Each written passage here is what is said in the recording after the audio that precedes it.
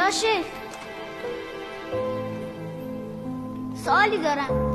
کودک در مجلس دست ندیده بودی؟ نقلی نیست. سائل را باید جواب داد. خدا میتواند هر کاری که میخواهد بکند؟ هر چه خواهد. حتی برخلاف اون چه هست؟ روز و شب کنه؟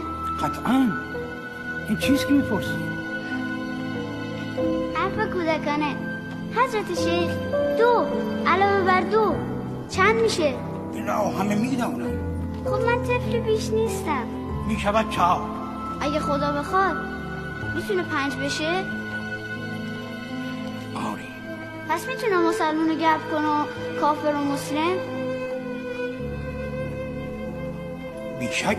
بچه پس اگه همش به دست اوست و ما بی اختیار معابد و فاسق به رأی اوست، پس شما چرا اینجا جمع شدید؟